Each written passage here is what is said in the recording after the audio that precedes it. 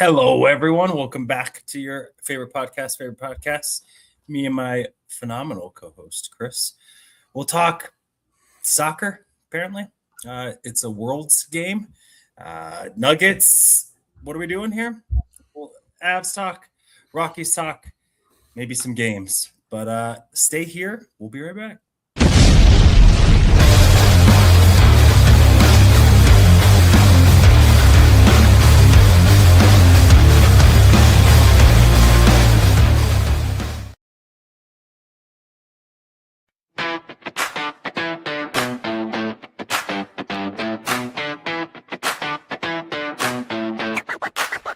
Yo, welcome to the show. Let me set the scene. Mile High Sports Symposium, living the dream. Broncos in the house with that orange and blue. Nuggets making moves, watch that altitude crew. Avalanche bringing ice, check the skills they display. Rockies swinging bats, ready for on-game play. Rapids in the mix, kicking it with style. Buffs bring the heat, put the rivals on trial. Christian Pulisic, they got the scoop. Mile High vibes, feel that energy rise. Sports on the menu, watch the crowd mesmerize. From football to hockey, we're taking it higher. Join the celebration, feel that sports desire.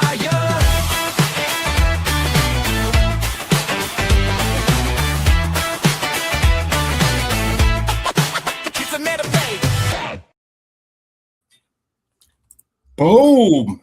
And like that, we're back like we never left, as the kids say. Mayman Dak, way to come in strong early. Appreciate you. Happy hump day. What's good? It's Wednesday. What is good in your realm of the word, Christopher? Kids are still on spring break, which has been both fun and challenging. I had to try to instruct them on how to do yard work today, and they were not feeling it. So I'm like, okay, but you still got to help out. So you got to do the thing. I don't know if you know. Got to do the thing. Got to do the thing. How was your Father's Day? Father's Day was good. A lot going on. Like my wife plays hockey, so she had a game at like 4:00, so we ended up celebrating last night, and we had Mexican food and watched movies and that kind of thing. So it was good. Nice. Yours? Nice. Mine was great. It was low key. My wife said, "What do you want to do other than dinner?" And I said, I just don't want to do anything. And so she trekked the drive to drop off my youngest at camp. And then I asked the kids to chip in. My son mowed the yard, and my daughter did the kitty litter. And so that was great. There's just, hey, knock out a couple chores. Doesn't have to be perfect, just to know that you cared, you tried. Mm-hmm. I had to go fix some things, but it was like, it's just nice. Like, all right, guys. All right. Look at you go. Look at your functional. Look at you go. Look at. But it was good, man. It was also my 11th anniversary of being married. We've been together for much longer than that, known each other for much, much longer than that, but have been married for 11 years on Sunday. So happy anniversary, Steph. I guarantee she's not listening. But happy anniversary, Steph. But she's the GOAT. So here we are, back at it. With the season's ending, you think like, there wouldn't be any Nugget stuff, Avalanche stuff, because really it's like the Broncos and the NFL, at least in this area, are 365. But really, sports, over the last couple of years, even Major League Baseball had their combine last night, which I watched some of it, which is just nice. Pretty cool. But we got a lot to talk about. Let's kick off a little bit with the world's game, football, if Indeed. You will. Last time we were on, the U.S. men's national team had won one game, and we're preparing for a second since then. 2-0 in group play, I think for the first time since like 2010. a long time ago. 2010. Which apparently is a pretty big deal. Yep. And doing so, correct me if I'm wrong too, only giving up one goal in 2 games. Correct. And already sewn up their group play with nothing to play for, but they get their the best player back give me a little rundown on your take on what you've seen from the Americanos, and then just let's dive in a little bit to just how fun this World Cup has been. Yep. So it's been really good. Like the United States has shown a lot of different things and a lot of different success stories. So Christian Pulisic is going to be back. He missed the game against Australia, which we won 2-0. So a clean sheet for the Americans, which is always a good thing because we tend to struggle defensively. And not having Christian Pulisic, you have to wonder how the U.S. team would come out. Would it still be aggressive? Would be more conservative? Mm-hmm. And Mauricio Pochettino's team was certainly still aggressive. Ricardo Pepe filled in for Pulisic, and they grinded out a 2-0 win, which is super important. So we win the group. Pulisic is going to be back for Thursday's game against Turkey, and we have nothing to play for in the Turkey game. So Turkey's already been eliminated. We've already won the group, so it's basically kind of a rest day for the U.S. team.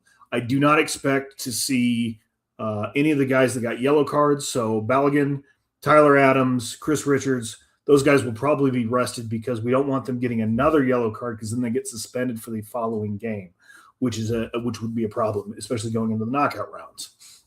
So I expect to have a little bit more rotated side.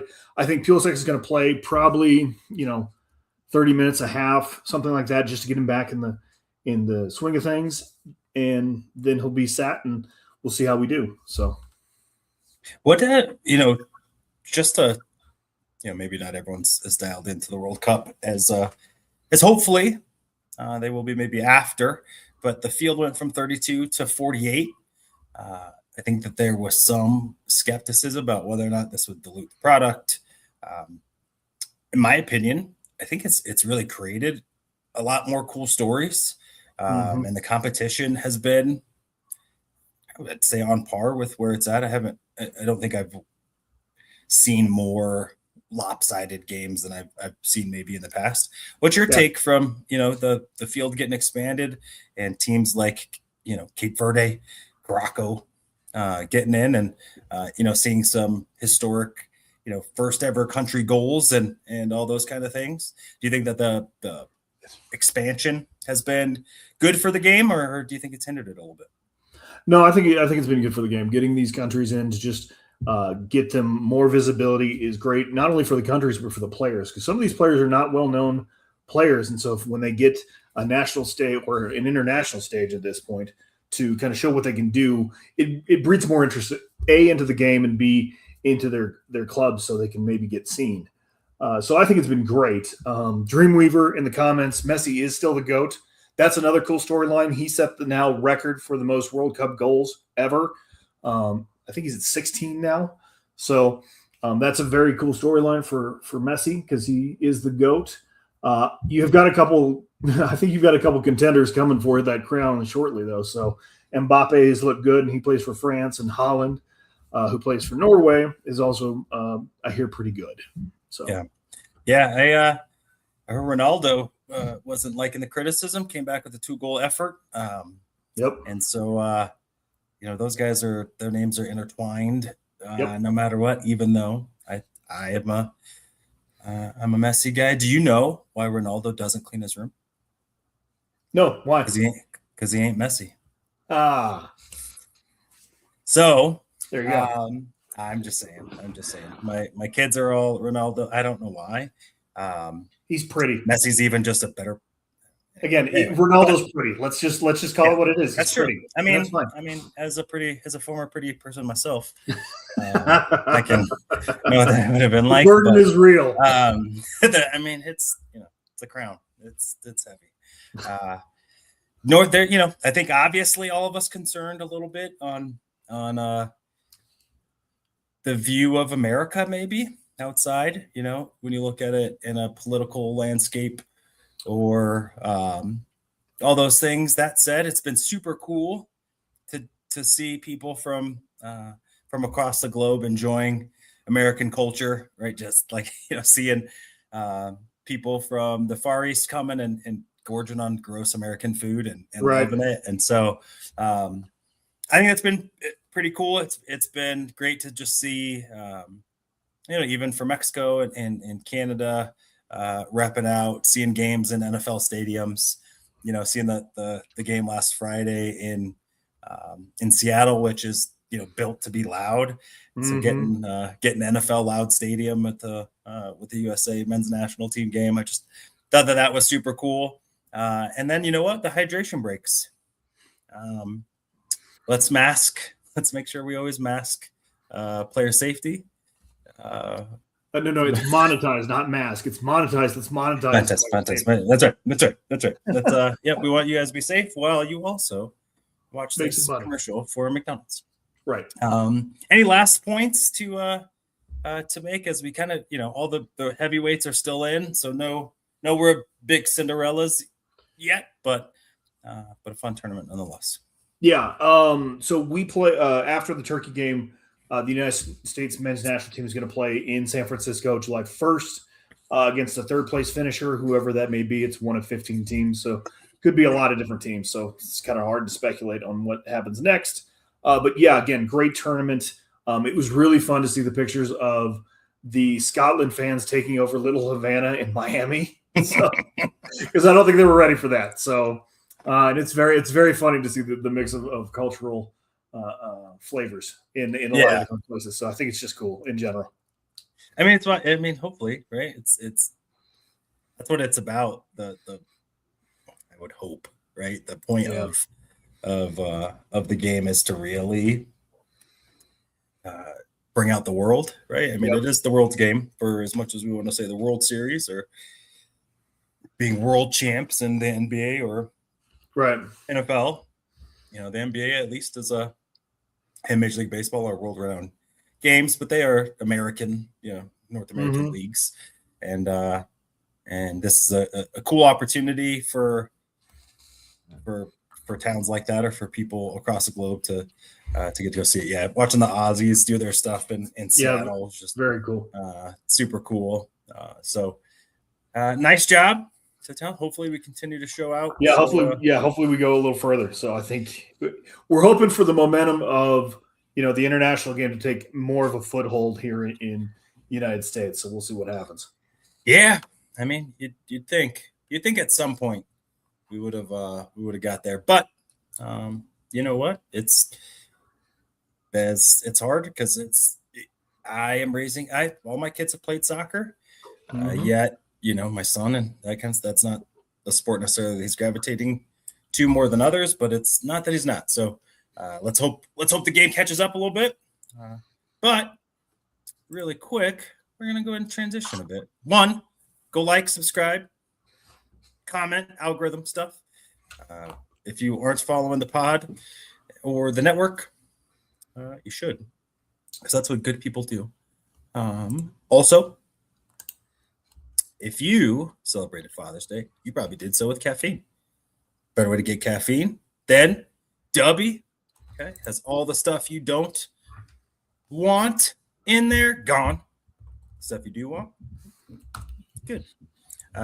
Go get you some Dubby. You can use our promo code OBN10, 10% off of your next purchase. Orange and Blue Network, 10%, or Boney X, 10 because it's 10. And then additionally, got a new sponsor. We have Lily's Beauty Salon in kind of my old neck of the woods up in Thornton. I have lived in Thornton in some previous time. So off of Kearney Way, go check them out if you need beauty. If you're not naturally gifted like me. Or even if you are, you know what? Everyone needs a prop up. Right, a glow up, as the kids say. A glow up. That is what they say. All right. So back to maybe a little less fun. Maybe, depending on, I don't know, man. You were a sports admin. You probably dig this stuff. Like, when everyone else hates what you do, your moves that you do, you're like, this is where I shine. It's like it's draft day. Totally geeking out about it. The Denver Nuggets. They participated in the draft. They participated. They made it. Yeah, absolutely. It's like they showed up. So Nuggets traded out of first round. by sending a center that, in my opinion, they could have used, athletic big, to San Antonio. They need any more athleticism, right? By getting number 35. Yeah, so it was and 2 second-round picks yeah. in the future. On top of having, I think, like the 48th pick in the second round, something like that. They got second round's always where you make your bread in the NBA.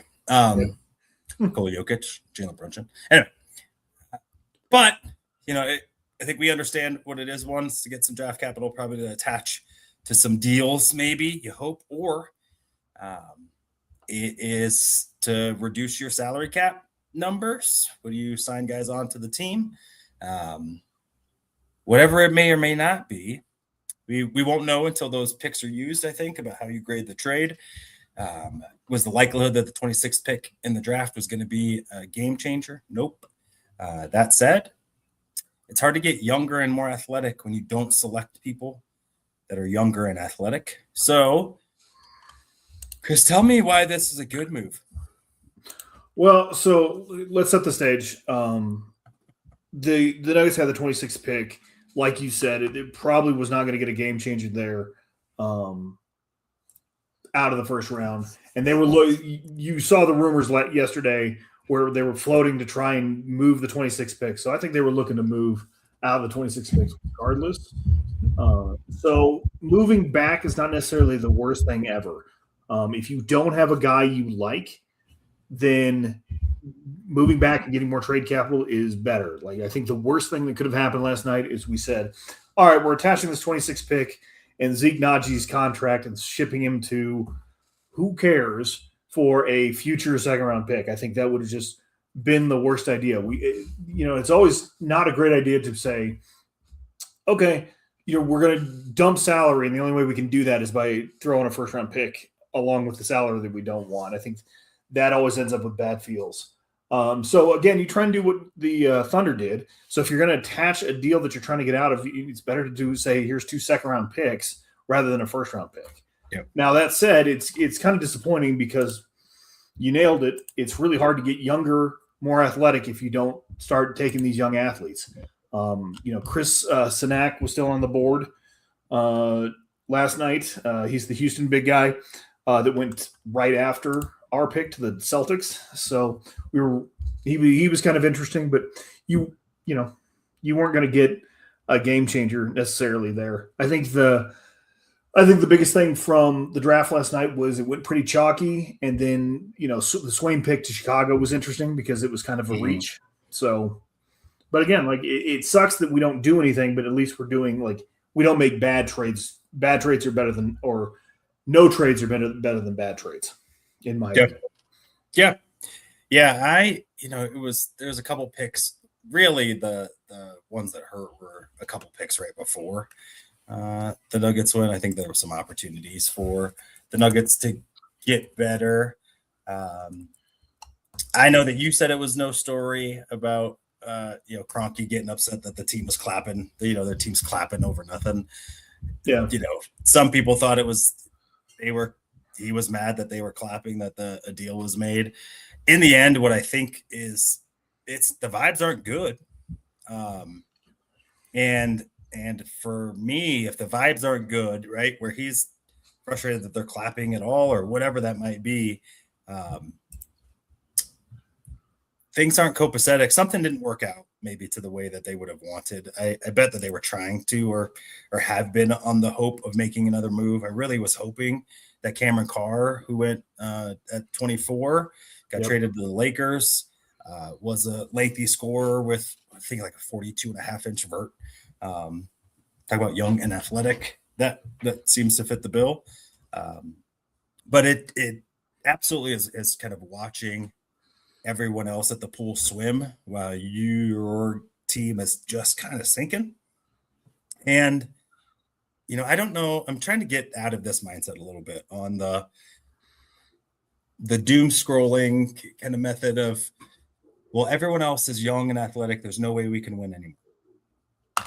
And I think, one, there's credence to it because probably out of any of the sports it is really hard to win if you are out athleted in basketball. It just because of the quickness and the elevation that you have to get, right? You baseball, back to ball, really, because it's you versus the ball. It's not the athlete, the size, all that kind of stuff, because it's you versus the ball. It's not you versus the other people. In football, you can mitigate some of those things with concepts and those kind of things. Hockey, I mean, we watched it with the Avalanche, right? The Avalanche were the better athletic team, I would say, skating team, et cetera, all that stuff. Got smashed in the face by the eventual losers in the Stanley Cup. Like that part, anyway. But basketball, that's a hard thing to do. That said, I think I said it last time. Maybe the best or the worst thing happens is that the least athletic team won the NBA Finals. That was probably to a degree, but that matchup, they were not the most athletic team. And I would say I don't even know in some of the other matchups if they were having really good athletes for sure. But in NBA standards, a couple of them.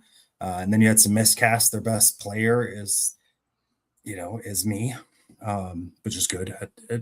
And so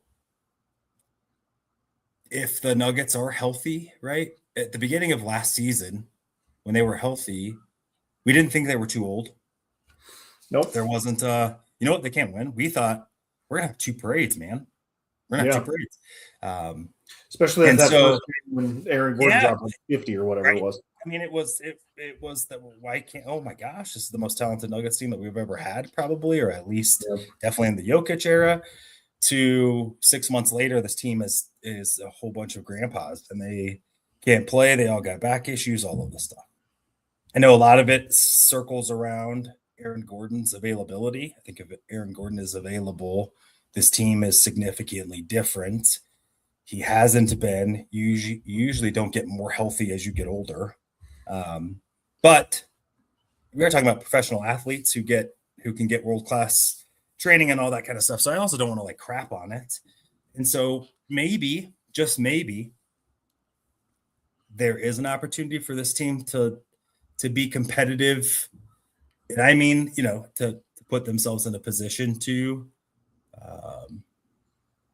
compete at that level, trying to get there a little bit, which is all right, like you said, you don't want to just make a deal to make a deal. Right. So you don't, and if you don't think a guy can help, is he better than De'Ron Holmes? If he's not better than De'Ron Holmes, is that a guy you want to take right now? No. And I don't know that. Yeah. Right. So what's something else that makes sense? Can you get a guy at 35 that can contribute as much as a guy at 26? Probably. And so being able to bring it back a little bit, I think I'm able to breathe some life back into it. It just is frustrating because you watch Miami go get Giannis. You watch Atlanta, teams are making moves and doing things. And it's kind of like the Broncos in this offseason, a little bit of come on, we got to keep up with the Joneses. What do you think is the logical next step for this team? Well, I think on what and kind of what you would prescribe, maybe. Well, so I think we have to have a conversation about expectations versus what happened. So I think going into the NBA draft, you're right. We saw Giannis get traded. Jaylen Brown was on the block, and apparently we were interested, although I would question how interested we really were. I mean, we may have picked up the phone and said, hey, would you take Jamal Murray in this first-round pick? And I think we were interested. I don't know that. Yeah, I don't know. Right. You got to have 2 to tango. It takes 2 to tango. It does. But again, it's an expectation. It's we might get a young athletic piece. We're going to take this number 1 pick in Julian Strother's contract, and we're going to get in the top 15. That was floated out there, before the draft. And in the end, we just couldn't find that other trade partner to make that happen. So we went from expectations of having, we're going to make a big move to we didn't really do anything. But that doesn't mean it wasn't the smart move. If we couldn't find another trade partner, then okay, trade back and try and pick up some more draft capital, and it gives you more options. So I'm not trying to sugarcoat. I'm trying not to sugarcoat this because you were correct. It's disappointing that they didn't really do anything, and it's disappointing that they don't have a lot of moves to make because they don't have a lot of the bullets. And to comment on Josh Kroenke's, lack of or attitude last night. I say it's a nothing burger because he has the power to change things if he wants to change things. If he's unhappy, I don't want to see it on TV. I want you to do it. 2, this is a non-story to me. Like, I don't care. Like, war rooms get upset like every year. So we just happen to see the one moment that Josh Kroenke was unhappy. So, and I don't care that Josh Kroenke's unhappy. He's got the power to change things. So change things if you're unhappy. I mean, yeah, I don't care that he's unhappy because it's you picked it. You picked this coach. Like the vibe at this point, Josh Kroenke, the vibes are on you. Like 100%. If you want to change the vibes, change the vibes. Like you have the power to do that. Stop, pretending that you care and not doing anything if that is truly bothering you. So you bargain bin executives and coaches. You cheaped it out with coaches. Yep. So that's why I don't think it's nothing, because I think it's like, and then you got it there. You're sitting there with your thing. And if you wanted to change it, you could have. It's not like they made that deal when you're not listening. So, right. Anyway, all the things, but so going forward, like you asked me a question about going forward. So I think we stick and pick at 35 and get a dude that was probably going to help us as much at pick 26 tonight. And if we don't, then I think we're going to take these second round picks and we're going to offload some of these contracts we don't want. Like Zeke Naji is a perfect example. Jonas Valanciunas apparently has a deal to a European team already lined up. So it sounds like we're just going to buy him out. And that's fine. That's, $10-ish million. $10 million off the books. Yep. Off the books. So, okay. Again, if we get Zeke Naji's contract off here, okay, that's $18 million. So let's, again, it's about progress. Like we don't have a lot of bullets to fire. So, but the ones we can fire, you might as well. Yeah.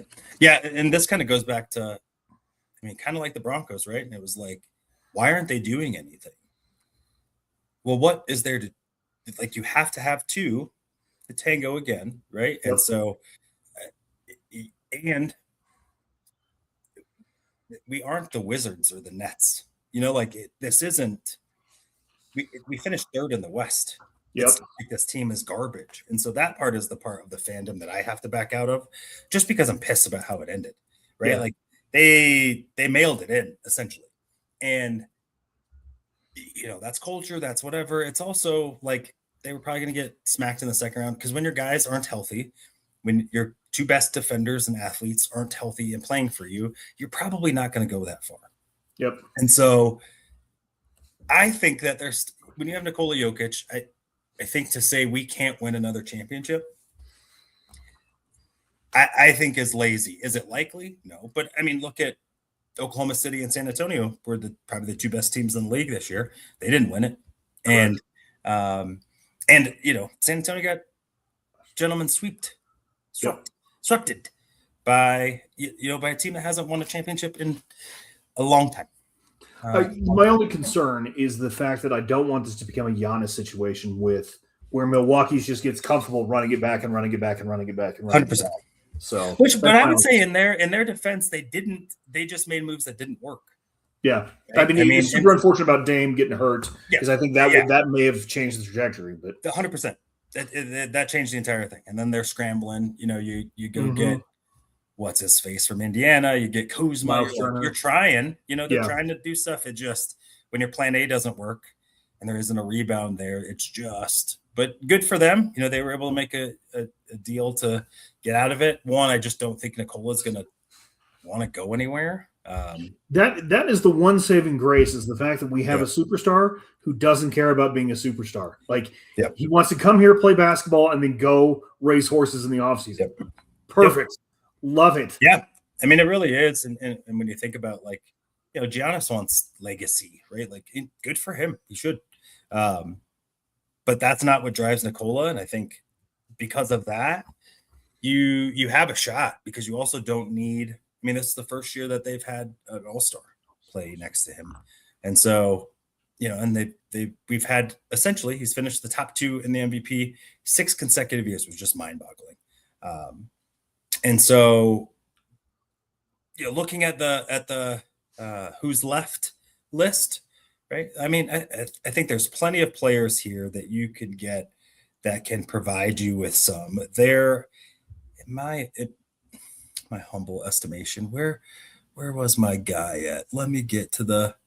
I'll give you one that I was excited about. Yeah, give me one. The Vassar kid out of UNC, again, bigger guy, shoots the ball pretty well, can rebound a little bit, plays acceptable defense. Like, he's not the best athlete in the world, but he kind of gives you that, he gives you more options off the bench. So if you're going to lose Valanciunas, I think that's a pretty good pivot to say, okay, he's big, he can shoot, he can rebound, he can play a little bit of defense. I don't know how good defensively he is, but I think he can at least give you minutes off the bench. Yeah, and there's some guys that I think that are, because if you're trying to look for a day one, 20 minutes a game contributor, one probably after the lottery is just dumb anyway.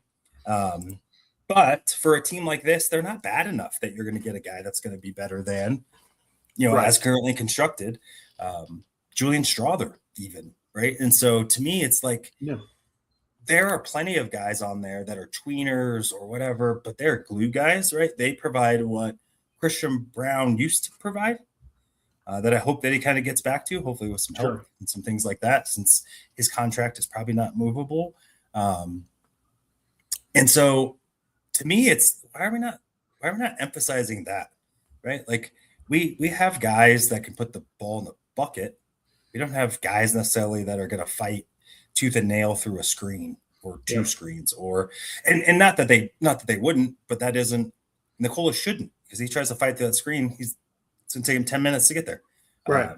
That's not, foot speed isn't his thing. So you need other guys to be able to do that can, that can do some of the other stuff. And that's why that championship run from yesteryear was so great, because you had a younger Bruce Brown who would do those things, or KCP, even Aaron Gordon, who would kind of fill into those moments. And so but you nailed it. Grade them.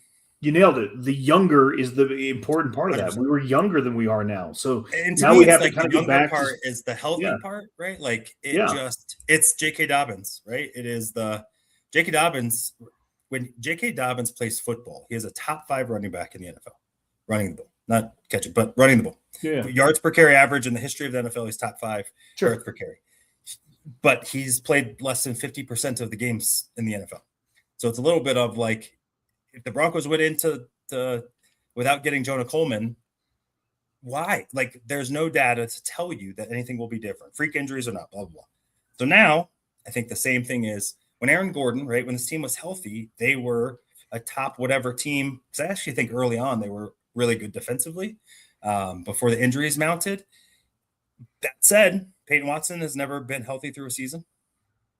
Christian Brown has got nicked up, I think, the last couple of years. Mm-hmm. Jamal Murray, this is the first time he's through a season. Actually been healthy, Yeah, and then Nikola Jokic has got hurt, I think, the last 2 years, and had consistent wrist and elbow injuries.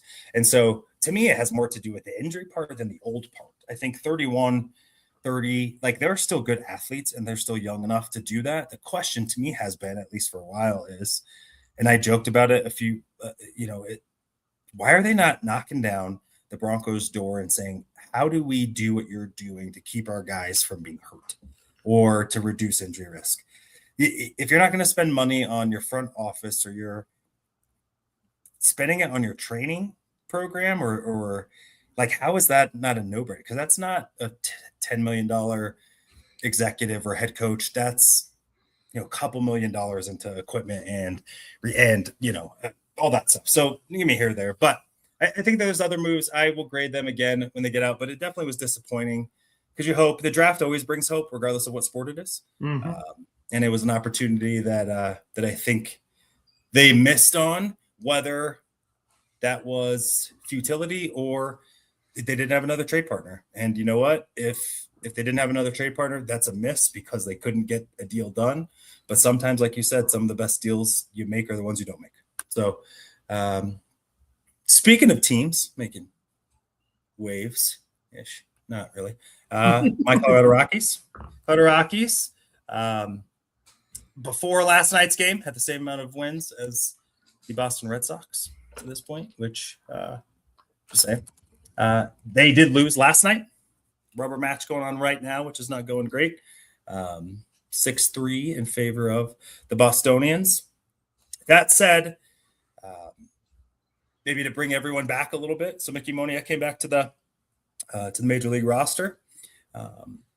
Benny Montgomery, who was I think the number 9 pick in the 2021 draft, just retired at the age of 23 after Riley Pint 2018 high school draft. So just one, not good. And I think we all know that we have botched many a drafts and player development. That is one reason why you got DiPodesto, because of understanding and being able, in my opinion, to build an organization, a developmental organization. That's why you went and got Josh Burns from the Dodgers, et cetera, all this stuff. And so this is a team too that will make deals. So that, not trading Trevor Story or Charlie Blackmon or all of this, all of the loyalty of these guys. One, like Trevor Story was just so interesting because he hated the front office. It's not even like he's going out with a smile. Like, he's pissed. And you wouldn't make a deal to bring you back some prospects and things like that. Thank goodness this isn't that, though. This front office will be one to make some moves. Even though Sensatella is, lifelong Rocky and all the stuff, they didn't draft him. This isn't a regime that invested in anyone really other than, or not anyone really. They haven't made a draft pick. They brought over some guys on 1-year deals, but they haven't made big investments in anyone really. And so I expect this team to be extremely active come the trade deadline. I think they'll have guys to be able to move, because you've got Cole Carrick, who is Drew's favorite. Big shout out to Drew. Cole Carrick, guys like that. Condon is tearing the ball up in AAA. And so I think you have a gluttony of some outfielders who can be pretty productive and really will need somewhere to go. And then you have some pitchers in the relief ranks like Sensatella, et cetera, that, could find their way somewhere else. I'm excited because I think things will happen. And I think that they'll get some value back, even if it's just depth value. You're not going to get, you're not getting potential aces with Sensatella, but could you get potential 3-4 starters or guys that can be power arms in the bullpen? Yep. Which to me is kind of what you need. So the losses keep piling up. Again, but I think we knew this was going to be a process. Like, we knew this was, again, I think we were, one of us for sure was drinking the Kool-Aid coming out of spring training in the first month. And that's completely fine. We want to have hope. First 2 weeks. Right. First month, to start the season. But, we knew this was going to be a process. Like, these guys that they signed for free agency were kind of veteran arms that knew how to get to the 7th, 8th, 9th innings. So, again, we still and just teach the younger guys like how you compete at an MLB level. It isn't even, Michael Lorenzen is not on the team because he's dealing. He's on the team because he's a pro. He knows how to take care of his body, right? I mean, he is in some shape and things like that. That's the stuff that they're here for. They're here to bestow on the younger guys. They're not here to contribute. Yet they're finding ways. Like, they are a much grittier team. They blew a save the other night, come back, win 5-2. That is not what the Rockies would have done the last 3 years. They would have beat 1, 8-1, 7-2. And so to me, that's the biggest thing that I take from this season is I do think Warren Schaefer, to me, deserves another run. He's kind of a lame duck this year.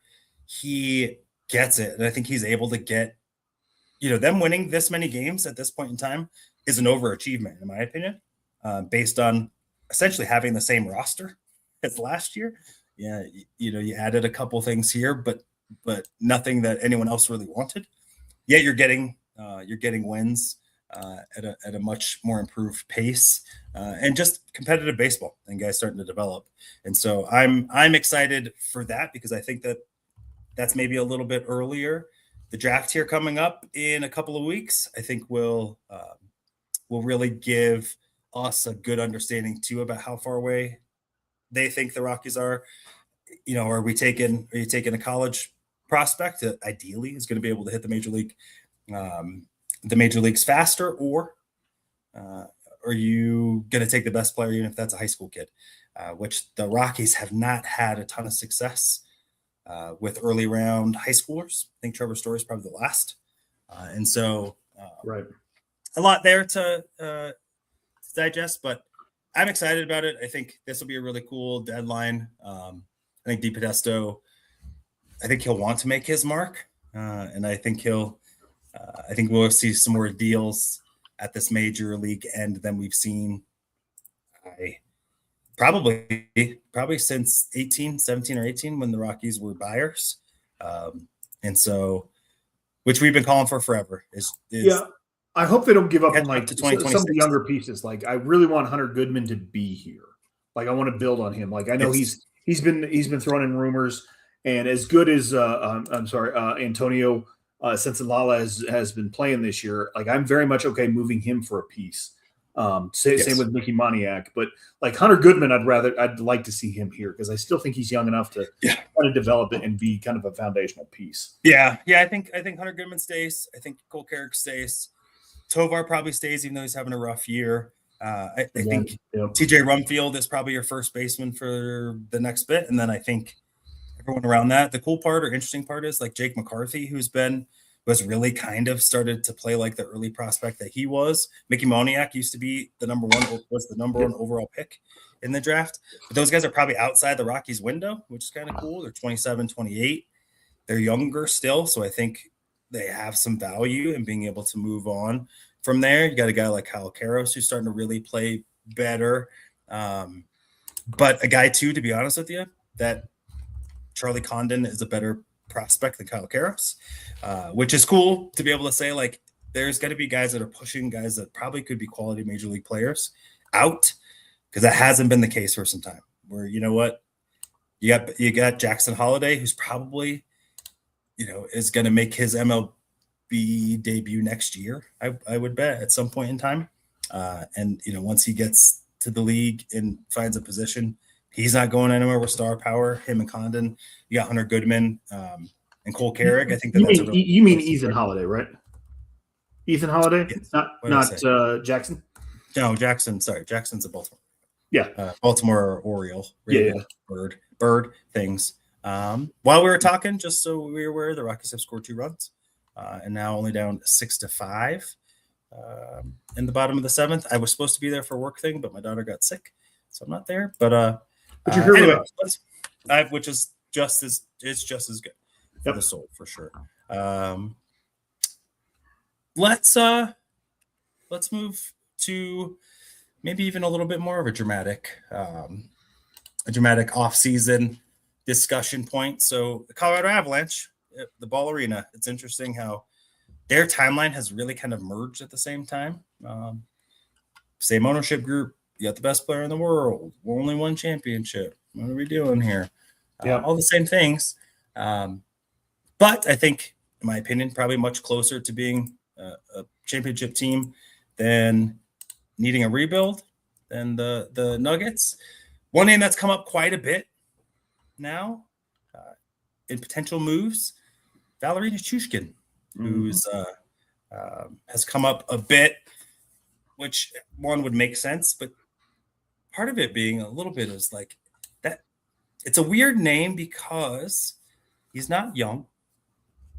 He's 31 right now. Yep. Yeah, and so it's not like Byram, who was a really young asset, or Newhook, or things like that you're really kind of able to sell the youth. And so to trade him out, it'd probably have to be like a contender to a contender deal. A team that has defensive depth and wants to be able to kind of trade there. But one, what are your thoughts about Val's name? Is that a guy that you would be interested in moving? And two, what do you think else comes next for the Avs as we move into their offseason? Well, so it's an interesting trade rumor to be floated out. I think the Avs are just doing due diligence on kind of what their roster could get in a trade if there are moves to be made. I think it's the right strategy to employ because, like you said, Valeri Nichushkin, and I butchered that, I know. So is 31. He's halfway through his eight-year deal at like $6 million a year. So we're kind of looking to maybe get a little younger there. Natchez is the only one under 27. So again, get a little younger on the front lines. I don't think it's a bad move. See what your players are worth. So, and again, if you end up moving him, that's probably a signal that we're going to re-sign Kel McCarr and then maybe get Jack Drury on since he's a restricted free agent. So, yeah, I think it's the right name to float. He's older. He's still making a ton of money, but he's not. It shouldn't be treated as a fire sale. Yep. Yeah. For me, I think it's probably maybe even a good time for Val. Get a fresh start a little bit. I think his good years. I don't think he's going to play better hockey. I think we got the best out of him during that cup run, and probably shortly after. I think he was maybe like the most valuable piece, not the best player, but they were a 500 team when he didn't play, and they were almost at like a 750 clip when he did play, which is a significant adjustment. Yeah, it's pretty good. Guy. But last year and this year, he hasn't really looked like that, and especially this year, he really. I'm trying to think of like impact moments through this year that Val had. And maybe he was hurt or something that we don't know about or some things, but he wasn't a guy, I think, that you come back and say, that's a guy we probably got to keep. Maybe it was just those things aren't going to work. And so I think it's a good opportunity to give someone maybe a grittier frontline guy and potentially maybe getting maybe a higher skilled or high upside bounce back guy, kind of like what the Avs had done in yesteryears. And so that would be something I would like to see, some more defensive versatility, bigger guys on the blue line. But I also think, to be honest, maybe the continuity and the guys being here for as long as they have isn't always just a good thing, especially when I don't think every Val memory that group had was great. Yeah. Kudos to him for overcoming and continuing to overcome some significant demons. But sometimes it's like, you love the guy and all the stuff, but it's just like, the energy and like what it took to keep us together and perform at a high rate. We had to expend a lot more to do that because of some of those things. That maybe it's a good time to be able to do that. I also think a message gets sent to the locker room when a guy who has meant what he's meant to this group is traded. I think it signals, hey, we're not okay with being this version of us, even if they don't, fire sale and a whole bunch of moves. So I think it's something to note and to provide, but they're at a place too where it's just, you got to make a smart deal, not just a deal. Yeah. How does this make us better, not only this year, but in the next couple of years when you got to re-sign Kale and some things like that are going to be in the forefront? Are you going to have more financial flexibility, maybe not this year, but in a couple of years? And so making sure that there's some strategy when it comes to that. But I don't know that when I've looked at things that I've seen a ton of rumored or highlighted moves that they can make that I felt really excited about. I don't know if there's any that you might. No, I think the Avalanche are in a good and a dangerous place because, they're going to bring most of their roster back. It's a very high performing roster, which is great, but you don't want to get complacent like you were previously stating. The Athletic put out like kind of an off-season kind of recap of the NHL and kind of broke down every single team. And the Avalanche, again, the good news is they don't have any bad contracts, so which is nice. But the problem is that they also don't have a lot of flexibility because they have all these guys kind of on longer term deals. So like Nichushkin and McKinnon, I think McCarr is available for an extension. So Drury's a restricted free agent, that kind of thing. So I don't expect a whole lot of moves. The JT would be upset at us if we did not mention that the NHL draft is on Friday and Saturday. The Avalanche don't pick until the third round. So again, not a lot of excitement there. So yeah, they we thought it was uneventful for the Broncos in the draft this year. If you are a hockey fan, it's going to be the same for the Avalanche with less of an exciting payoff because anyone that they draft won't be an Avalanche yet, an Avalanche. I assume that they'll bring back Drury. I think his modest numbers was restricted free agent. I think he probably means more to the team than he might outgoing. And he's not going to sign a deal, I would assume, out there that would fend you off. And if so, good for him. Get your money. But I think Brett Kulak would be an interesting bring back. Guys like that. Yeah, I think the only deal that really interested me was maybe capitalizing on Wedgwood's career year and saying, okay, here's a goalie that can compete at a high level. We're going to go with Blackwood. Blackwood's our guy, and then Wedgwood is traded for something interesting. So or the other way around. Yep. Depending on who would give you what, I think you get more financial flexibility if you keep Wedgie, but they didn't. There was, I think you saw the cracks and maybe what they were worried about in that Vegas round that none of us could really see. It's kind of shocking about why would you not just go all in with Wedgie? He's been dominant and maybe there was something there. I know that you need two goalies during a season, but we saw by them not having an alpha goalie, I think we saw what it kind of did to the team and the narrative around it. Having to be asked a ton about who your goalie is going to be is kind of like having to answer who your quarterback's going to be. I don't know, guys. It's not a question I want to continue to answer, but like you said, they have some good contracts, goalies included, and I think those guys to move if a deal is out there. And even though McFarland is now running the Preds, I mean, Joe Sakic is not a slouch, and was the architect of that.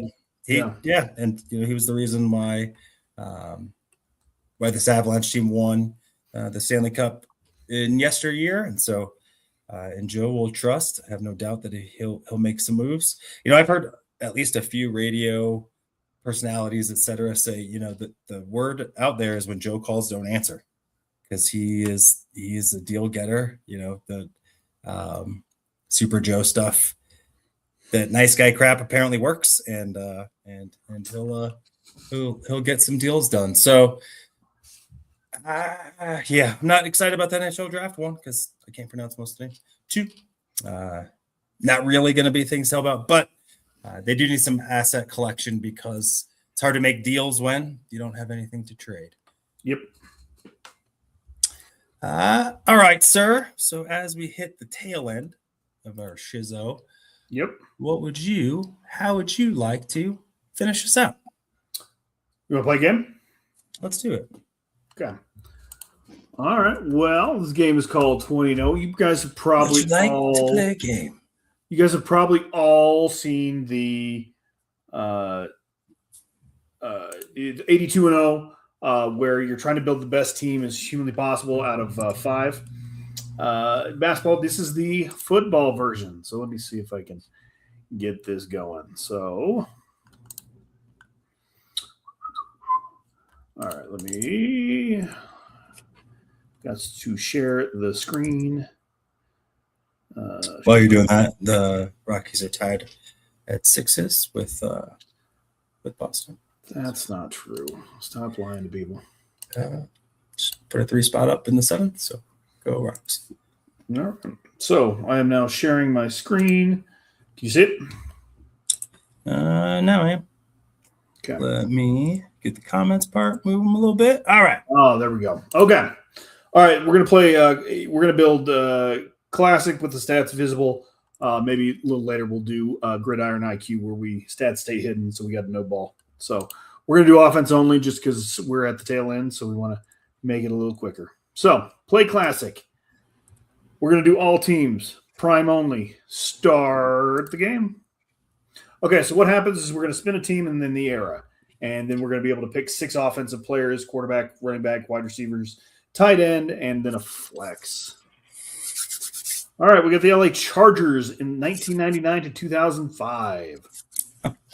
Doug Flutie. Let's do Doug. Dylan Doug. All right. Well, I think that there are some absolute haftas. I think Antonio Gates. Anytime you have a Hall of Famer, you probably got to lean that way. Yeah, I agree. Yeah, I like that. Okay. All right, spinning again. Seattle. We probably could have looked a little longer at LT. I'm just saying, but oh well, you know. Yeah, you know. I think Sean Alexander is pretty good at football. So is Ricky Waters. Mm-hmm. I would go Sean Alexander for our money. I agree. I think Sean Alexander had at least 1 year where he was the best running back. He had a couple stretches that won people fantasy leagues. Agreed. Oh, good. Brandon Ayuk. Let's get him. Driving his car off the team. George Kittle's interesting. Right. Kittle, but I think we got a tight end. Can you rock the double tight end set? Yes, absolutely you can. There's a couple flexes there that we can have. I think we're passing on all the quarterbacks. Yeah. So Christian McCaffrey. Go Kittle. Yeah, McCaffrey or Kittle. McCaffrey at all? I think I go McCaffrey. Okay. Let's get McCaffrey. Let's get McCaffrey. Okay. All right. Oh, Chargers in the 80s. Daniel Fouts. Tell me Kellen Winslow's there. Tell me Kellen Winslow's there. He absolutely is. Let's ride. All right. Let's ride. That's our last Danny. spot. Sorry, Dan. Oh, no. All right. Cam Newton, maybe? Nope. Rodney Peete. All right. Now, we do have rerolls. Mushi Muhammad? We do have rerolls, so we can absolutely probably reroll check this. that out. We might have to do that. Timmy Bianca Batuka. Let's go. Oh, snap. I mean, Mushi Muhammad is a baller. I'm going to reroll myself, but that's just me. Or Steve Smith. Steve Smith. See there? Yep. He's the last receiver. If you go. Oh, there he is. Yes. Okay. All right. I'm in on that. Okay. All right.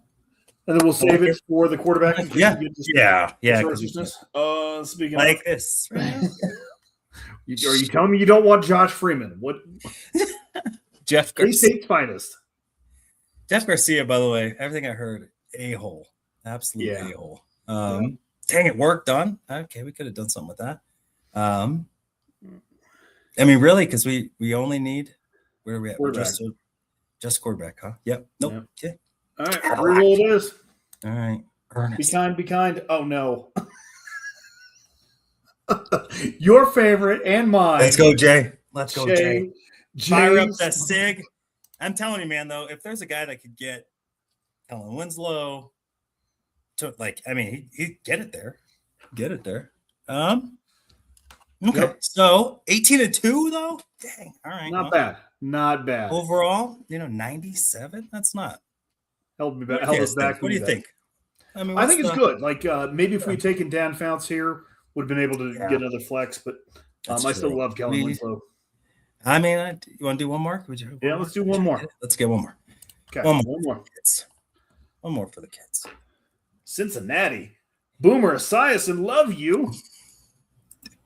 Oh my gosh. Chris Collinsworth? Holy crap. Did we already land Eddie Brown, maybe? Icky? These guys were Ken Anderson's not bad. Ken Anderson was a baller, yeah. Not bad. It wasn't bad.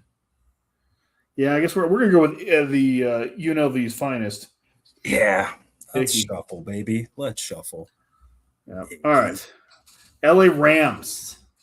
Nice. Early 80s. Eric Dickerson. Easy peasy. Henry Ellard, though, was a baller. Yeah, don't forget. Yeah. Deserves to be in the Hall of Fame, by the way. Yeah, absolutely. 100%. So it's a shame. We'll take Eric Dickerson. I heard he's pretty good. Oh okay. Arizona Cardinals. DeAndre Hopkins. Marvin Harris Jr. AJ Green. But we're picking it for this time frame, right? Yeah, this is his stats. This version of that.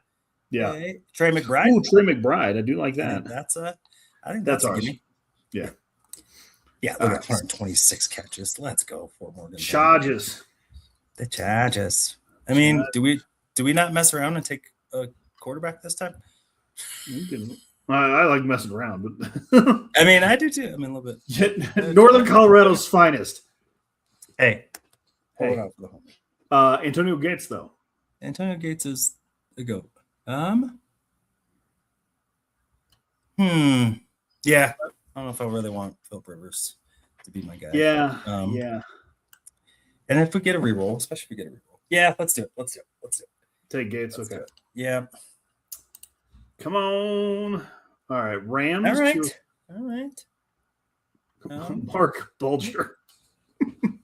Oh, we got Isaac Bruce. We got Torrey Torrey Holt. Holt or Isaac Bruce. I am. Yeah. Or Steven Jackson. It's filled. So we could have had Steven Jackson. I think Torrey Holt's deserves to be in the Hall of Fame and is not yet, and I don't understand why. Yeah. All right, last spin. Detroit. We got the Matthew Stafford, right? Yeah. Easy. Let's go. Okay, Matthew Stafford. Matty. Let's see what we got. Oh. Okay. Still held us back. I think Icky Woods brought us back to the back. Yeah. I think maybe Antonio Gates too in our last flex may have hurt us. But yeah. What are you gonna do? You know what, kids? Sometimes you just gotta like life. And right. I appreciate you all more than Chris does. He tells me actually. Absolutely. No, we are grateful. Thanks for hanging out with us for a bit. We will be back next week. Hopefully JT will, if any of you can, if you can go ahead and reach out to him on Twitter at JT Matthews01 on the Twitter and offer him some computer advice. My man needs it. It's 2026 and he still doesn't know how to control Alt-Delete. And so with that, he's got a hand crank on his Dell. It's weird. He does. He has like pedal underneath for the power to go. But for Chris and JT, I am Nicholas Manning. We are the Mile High Sports Symposium. We're going to sign out. Hope you all have a really great week. And if you need a script, let me know. From football to hockey, we're taking it higher. Join the celebration, feel that sports desire.